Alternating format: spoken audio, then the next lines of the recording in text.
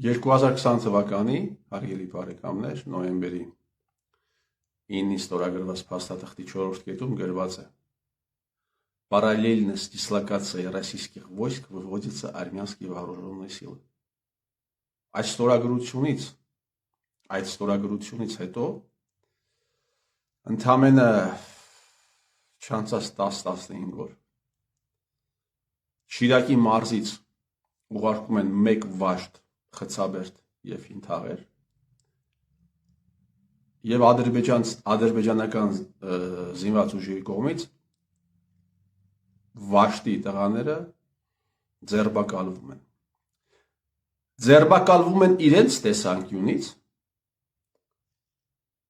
գերեվարվում են մեր տեսանկյունից։ Բայց եթե փաստաթղթին նայենք, եթե նայենք այն փաստաթղթին, որը ստորագրել է Հայաստանի Հանրապետության 16-րդ վարչապետ, այդ տղաները ձերբակալվել են։ Ուզում եմ նաև հիշեցնել, որ 22 թվականին հոկտեմբեր ամսին Նիկոլ Փաշինյանը ճանաչեց Արցախն Ադրբեջանի կազմում, այսինքն իրենց իրականացրածը եւ իրականացնելիքը ել ավելի ամրացրեց տվեց մեծ լեգիտիմություն։ Շիրակի մարզի պատկան անձանց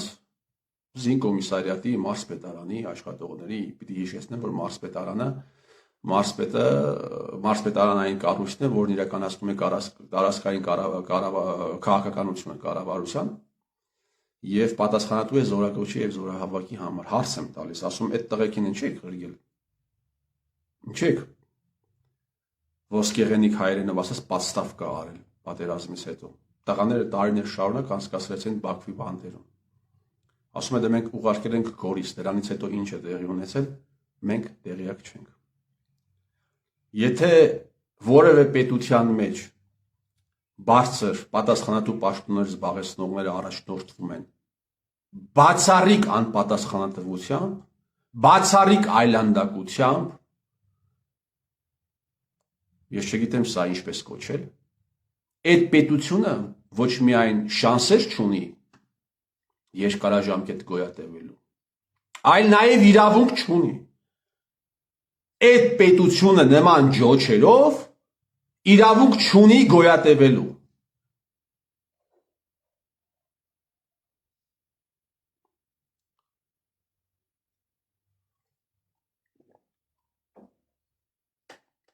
Զինկոմիսարիատի աշխատողին ասում եմ 91 թվականի փաստաթղթերով Ադրբեջանի կազմում եք ճանաչել Արցախը։ Մինչ այլս ես պիտի ասեմ, որ նոյեմբերի 9-ի փաստաթղթում Շուշին գրված է Շուշա։ Այնտեղ մի այսպիսի ֆրագմենտ կա. Дорога не будет затрагивать Շուշու։ Շուշու դա Շուշայի հոլովված ձևն է, ոչ թե Շուշիի։ Հարց եմ տալիս զինկոմիսարիատի աշխատողին, ասում եմ 91 թվականի փաստաթղթերով ճանաչել են Ադրբեջանի կազմում։ Նիկոլ Փաշինյանը Ադրբեջանի կազմում է ճանաչել Արցախը ոչ թե ստիպված, ինչ որ հանգամանքներից ելնելով, պարտությունից ելնելով, չի ասել ստիպված եմ ճանաչել, նոր իրողություններից ելնելով եմ ճանաչել, ասում է 91 թվականի փաստաթղթով եմ ճանաչել։ Այսինքն ստացվում է, որ 91 թվականից հետո բոլոր ղեկավարների օրոք, այն մարդիկ, ովքեր այդտեղ ծառայել են, այդ թվում նաև իր օրոք, այդտեղ եղել են օկուպանտ խուժաններ։ Զինկոմիսարիատի աշխատողին հարց եմ տալիս, ասում եմ դու օֆիցեր ես, դու ո՞նց ես սրան նայում։ Դե ասում է ես չեմ ուղարկել, հարցը քեզ չի վերաբերում, ասում է։ Միգուցե դու այդ ժամանակ չես ծառայել, կամ 18-20 թվականներին, երբ Նիկոլը իր հետևից զորակոչը ուղարկում էր Ադրբեջան, չես ծառայել, այլ համակարգում ես եղել, բայց ձեր ինստիտուտը սրա մաս է կազմել, գլխավոր։ Դու ո՞նց ես սրան նայում։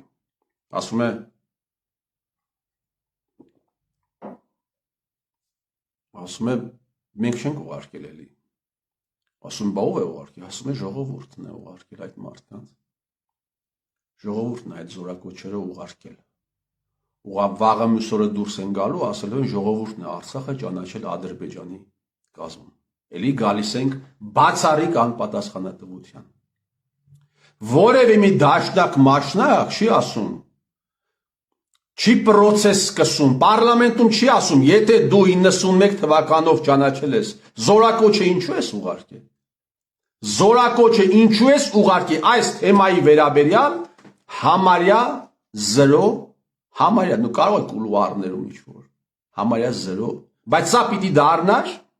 սա պիտի դառնար գլխավոր քննարկվող հարցերից մեկը,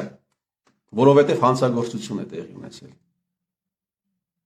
Մարդը 19-20 թվականների զորակոչը ուղարկում է Աղդամ Ջաբրայել, հետո ասում է Շուշին 91 թվականի փաստաթղթերով Շուշա է։ Բայց դաշնակ մաշնակը չի կարող այս հարցը բարձրացնել,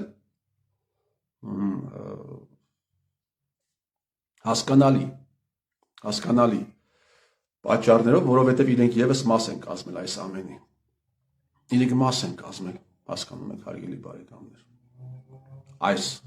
խաղի վինցիկներից մեկն են եղել։ Եվ մինչև հիմա վինցիկներից մեկն են։ Տարիներ շարունակ հարյուրավոր հարգելի բարեկամներ, հարյուրավոր հայ զինվորներ, աֆիցերներ զննության են ենթարկվել, պաշտպանության նախարարությունն էլ չի երգում։ Պաշտպանության նախարարությունը արդեն չի երգում։ Սա ակնհայտ բան է։ Հարյուրավոր մարդիկ են խոսում կոմենտարիաներում գրում են։ Հարյուրավոր մարդիկ, որ դա իրականություն է, որ Հայաստանի Հանրապետության տարածքում կան դիրքեր, որտեղ հասնելու համար պիտի զննության ստորացման ենթարկվես դու։ Եվ սա չի դարձել հանրային քննարկվող, հիմա արդեն դարձավ։ Տարիներ անց միայն դարձավ։ Դաշնակ պատգամավորներ։ Դուք չգիտեք այդ դիրքերի տեղերը, դուք տեղյակ չեք։ Բայց ինչու չեք բարձրաձայնել։ Բայց Նիկոլի դեմ եք պայքարում, դաշնակ մաշնակներ։ Դեռ մի հատ բան կա հանրապետական, Աբրահամյան Տիգրան կա։ Բայց ինչու չես բարձրացնում այս հարցը։ Այդ քո բանակից փախած խմբակցությանը ղեկավարը ինչու չի բարձրացնում այս հարցը։ Նիկոլի դեմ եք պայքարում։ Դիրքերը շրջապատված են 3 կողմից, ադրբեջանցիների կողմից, եւ արանքը զինվորներ է ուղարկում Հայաստանի Հանրապետության գենշտաբը։ Ինչի համար է զինվորներ ուղարկում։ Հարյուրավոր մարդիկ գտնվում են ուղիղ պատանդարության տակ, սրա պատասխանատվությունը ով պիտի կրի։ Սրա պատասխանատուն ով է։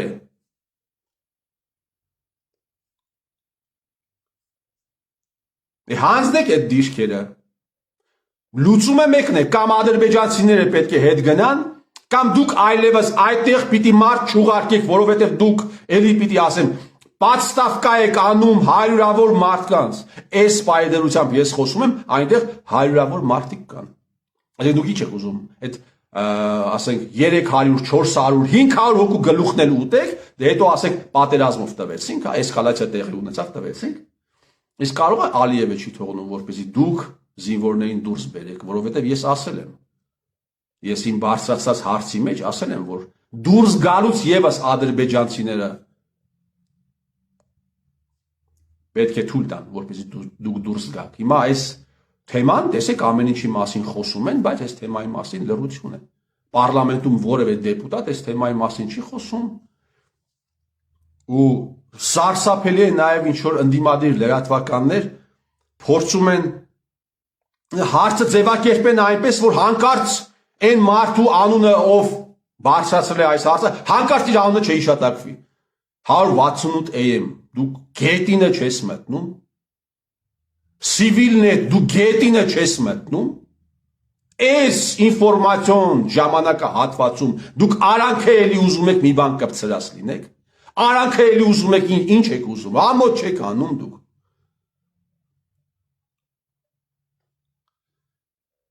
Գործակալների հեղափոխությունը եղավ, ձեն չանեցիք։ Այդ ինչից եք բան ինձ անեց, էլի հետաքրքիր է, այդ ինչ եմ արել ես ձեզ։ ճշմարտությունից եմ խոսել, դրա համար եք վառված, հա? 2020 թվականի հոկտեմբերի 10-ին խախտվում է հրադադարը, հոկտեմբերի 10-ին, զերո քննարկում է տեղի ունեցել այս հարցի վերաբերյալ, զերո քննարկում, բացի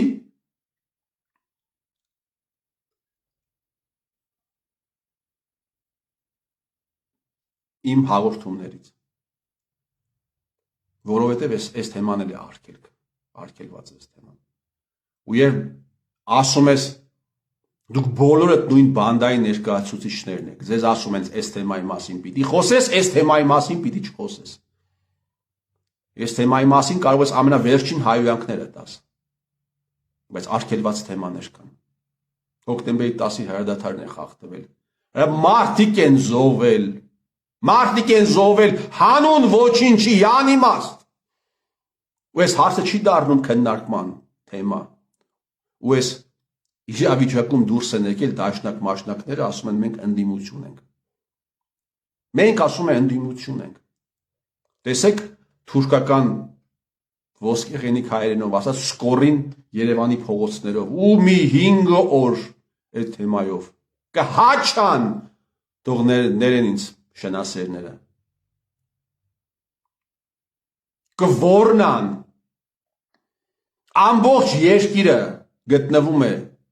օտար երկրյա գործակալների ազդեցության տակ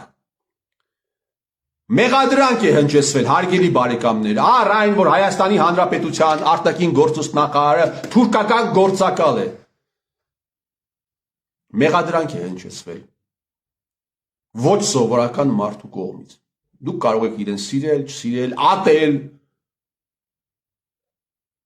եւ կարող է սուտ է խոսել Միքայել Մինասյանը բա գործը ուր է Ուր են պատգամավորները, որ այս հարցը պիտի տային Նիկոլ Փաշինյանին, քրեական գործը ուր է Իսկ կարող է ճիշտ է խոսել Միքայել Մինասյանը Այդ դեպքում ինչ գործ ունի Արարատ Միրզոյանը Հայաստանի Հանրապետության արտաքին գործոստ նախարարի պաշտոնում ինչ գործ ունի Այս հարցը այդ ինչպես է ստացվում որ լռության է մատնվում Ինչպես Որևէ մի դաշնակ մաշնակ չի հարցնում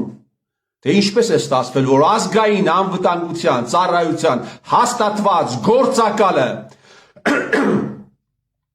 հեղափոխություն է արել այն ռեժիմի դեմ որին ինքը ծառայել է Ոչ մեկը այդ հարցը չի բարձրացնում Մի հատ լրագրող կա մի հատ չէ շատ են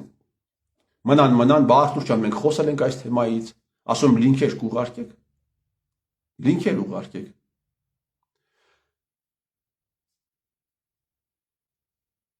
Առավոտի լրագրողներից մեկը նախքին Լինքեր պիտի ուղարկեր հələ մինչև հիմա ուղարկում է Արարատ Միրզոյանի ազգային անվտանգության ծառայության գործակալ լինելու խնդրի բարձրաձայնման վերաբերյալ հələ պիտի ուղարկի Ու այդ լրագրողները, այդ բաները, այսպես կոչված շուստրիները, հարցը լղոզելու համար ժամանակ առ ժամանակ դուրս կգան կասեն պարոն Փաշինյան, իսկ ճիշտ է որ դուք գործակալ շակալն եք։ Այսինքն կտան մի այնպիսի հարց, որին պատասխանելը շատ հեշտ է։ Շատ հեշտ է։ Ու այդ լրագրողը չի ասի, պարոն Փաշինյան, նախկին թալանչիների դեմ էիր պայքարում, ճիշտ էր անում, նախկինների հաստատված գործակալ օմեգային ոնց ես նշանակի այդ պաշտոն։ Այդ հարցը լրագրողը չի տա։ Եվ իր այդ հարցերով ինքը ուղղակի կջերիկացնի թեման։ Իրենք սա դիտավորյալ են անում, հարգելի բարեկամներ, իրենք սա դիտավորյալ են անում։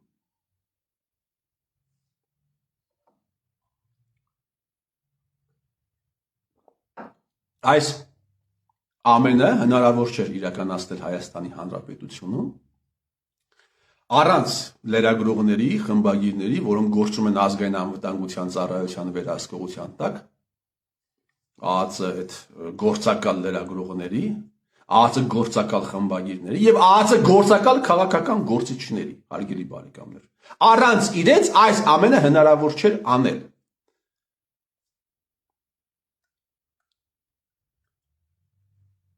Բայց մենք բոլորս ենք այս նավի մեջ, հարգելի բարեկամներ, այս ցավը ուշ թե շուտ բոլորի այս ցավը, այս խնդիրները, այս ողբերգությունը, այս ռիսկերը թակելու են բոլորի դռները, հասկանում եք։ Բոլորի մոտ է գալու։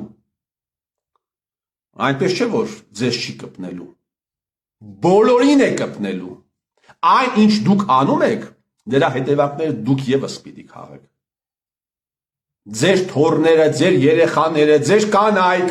ձեր քածերը բոլորին վերաբերվելու է անմիջական։ Սա հենց այնպես չի անցնելու։ Ոնց կարող է այսքան ավանտյուրայի հետևանքով այս աստիճան ողբերգություն բերեք, այսքան արյուն հոսի եւ դուք մտածեք, որ գնալու է անցնի մոռացության է տրվելու, այս հարցը տալու են վաղը մյուս օրը։ Վաղը մյուս օրը այս հարցը տալու են։ Այն падգամավորները, որոնք պիտի ստուգեն, падգամավորը պետք է վերահսկողություն իրականացնի կառավարության գործունեության նկատմամբ թիվ 1 քաղաքական մարմինը ազգային ժողովն է, որի ստուգման ներքո է Հայաստանի Հանրապետության պաշտպանության նախարարությունը։ Այդ ռազմահայրենատեչ դաշնակ մաշնակները, խայտարակությունները, որ թույլ են տալիս, մարդուն պավեստկա են բերում, պավեստ են տալիս են, ղրկում են ադրբեջանցու բերան, դուք հասկանում եք,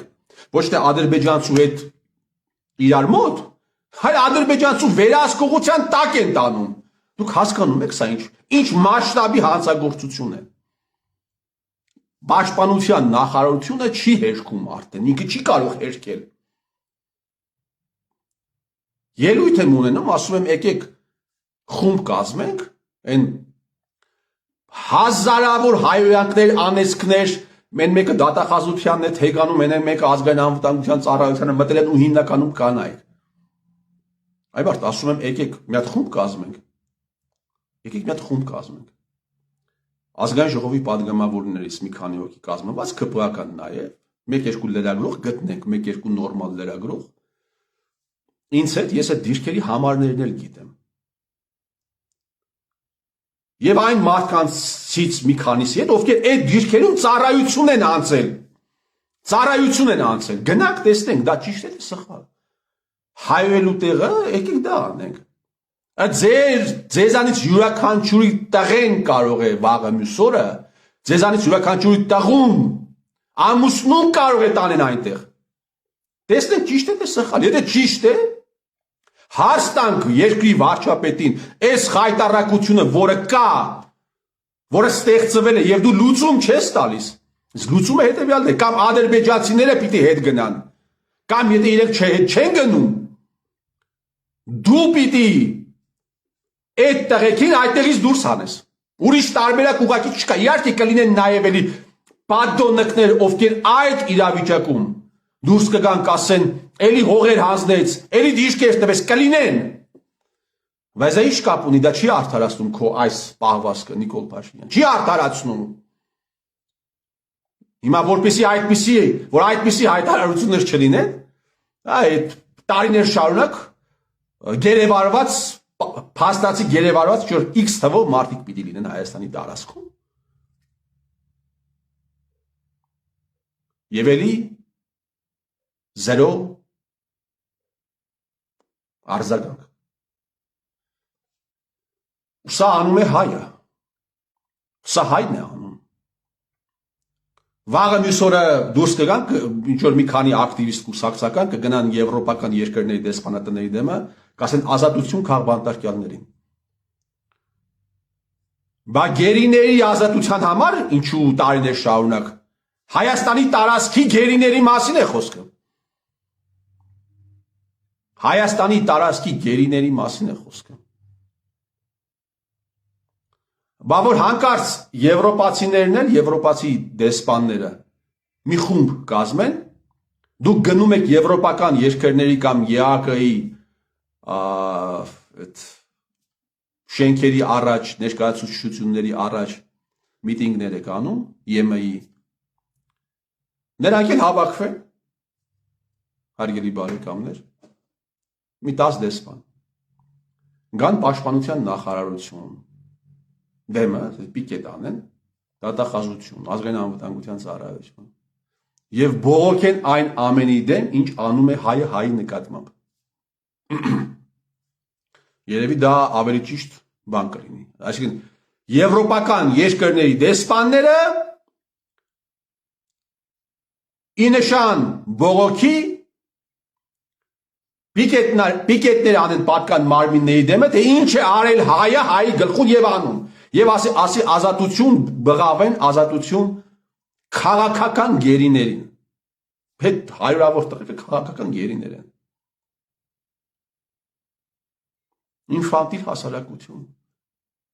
Ինֆանտիլ հասարակություն եւ այս պետությունը նման ջոչերով, հարգելի բարեկամներ, շանսեր չունի։ Շանսեր ուղղակի չունի։ Այն ամորալության մակարդակը, որ Հայաստանի Հանրապետությունում է, այդ իրավիճակում որևէ առողջ բան չի կարող լինել, մնալ ու գոյատևել։ Առավոտից երեկո սկորն են քննարկում, շտապօգնության մեքենան են քննարկում։ Այս ուր ենք հասել, որ թուրքական պետհամարանիշներով ասում են, չգիտեմ, պետհամարանիշներն էլ թուրքական էր, թե թուրքական չէր, կամ կարմիր մահիկի նկարով մեքենան ասում է Երևանի փողոցներով, դուք թուրքական երաժշտություն կլսեք, թուրքական շորեր կհագնեք, Թուրքիաներում կհանգստանաք, թուրքական գործակալներին կհանդուրժեք ու ծպտուն չեք անի։ Քանի 100 մարդ է, քանի 100 մարդ է վերջին 10-ից ավել տարիների ընթացքում վերապատրաստում անցել Թուրքիայում։ Դուք այդ ամենը կհանդուրժեք, հա։ Արարատ լեռան նկար հանելը կհանդուրժեք, 2 անգամ Երևանում եւ Բուրսայում կայացած հանդիպումներից առաջ, հետո 100 հազարներով այդ այլանդակությունը իրականացրածին ձայն կտակ, ոչ բացարձակ մեծամասնություն, բայց 100 հազարներով անկասկած, բայց թուրքական շտապօգնության մեքենան չեք հանդուրժի, դուք կհանդուրժեք այս ստորությունը, որ հայ դիրքապահին թուրքը ստուգի, ադրբեջանցին ստուգի, ձեռքերը վեր բարձրացրած, ասիլը ձեռքերդ վերան, ու ինքը կհանի, ու հետո ինքը կգա, ու սրա մասին չի խոսի, ու չի խոսի սրա մասին, ու ես ամեն ինչը հանդուրժվում է, մի հատ մեքենան չի հանդուրժվում,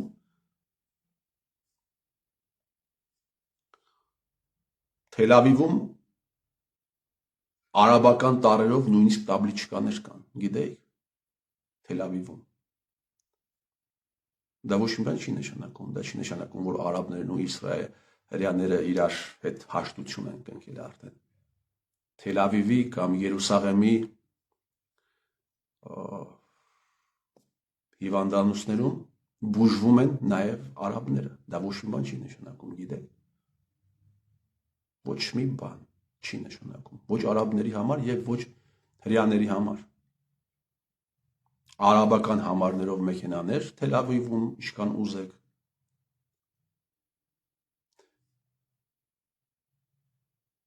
Յախի Սինվարը, հարգելի բարեկամներ, այն անձնավորություններ, ով նստած էր իսրայելական բանտում եւ երբ արաբների մոտ գերության մեջ հայտնվեց Գելադ Շալիտ անունով կապրալը եւ պահանջեցին արաբները, պաղեստինցիները պահանջեցին Համասը պահանջեց բոլոր բանտարկվածների ազատ արձակումը իսրայելական բանտերից,